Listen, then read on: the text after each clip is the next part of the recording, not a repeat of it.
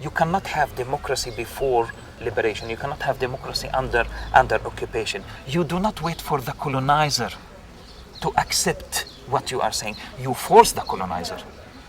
And that is what resistance is all about. Dr. Haidar Eid is a professor of post-colonial and postmodern literature at Al-Aqsa University in Gaza.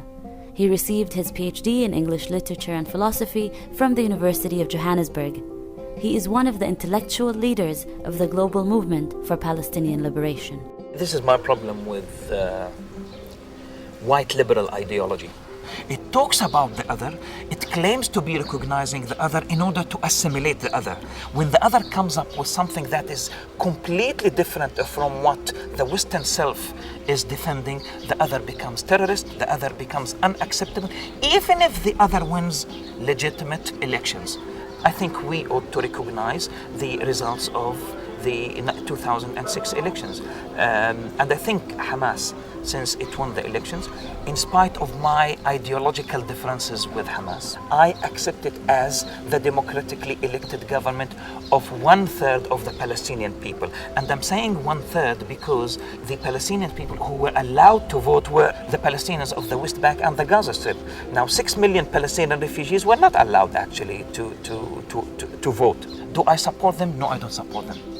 But I believe that they have the right to form a government because that is the democratic choice of the Palestinian people. But that was not accepted by the United States of America, nor was it accepted by the official Arab regimes and the Palestinian Authority and Israel. We have nothing left of the left in Palestine. The revolutionary consciousness has been washed out by a process of, I would call it corruption and enjoyization. It's what has been going on since 1993, since the signing of the Oslo Accords, is what Edward Said called peace industry. It is a process that aims at washing out the revolutionary consciousness of those who were involved in the struggle against occupation in during the first Intifada, 70s and 60s. It aims at putting an end to the idea of liberation. And people who are supposed to safeguard the idea of liberation, people who are supposed to be struggling for the return of refugees, are supposed to be the left-wing organizations.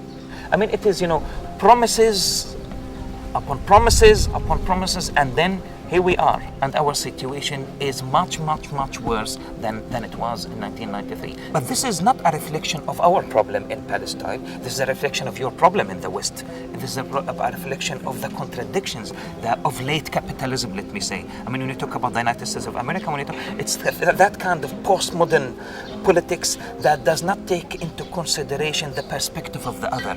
That's why I have a problem with the hypocrisy of white liberals who try to tell us what to do. The problem with the Palestinian leadership, it is in a limbo. It is stuck in, the slogans of the 60s and the 70s and the 80s. We need to address the Palestinian issue as an issue of liberation rather than independence. If I, as a victim, believe in the universalism or universality of my struggle, I think also solidarity groups should support that. Because, at the end of the day, it's a struggle for common humanity.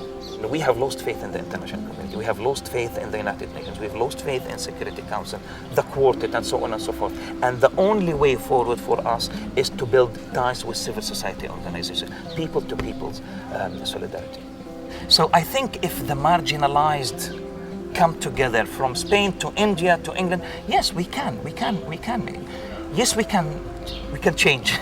Yeah, I don't want to repeat the same slogan, of Barack Obama, but unfortunately, I ended up saying it.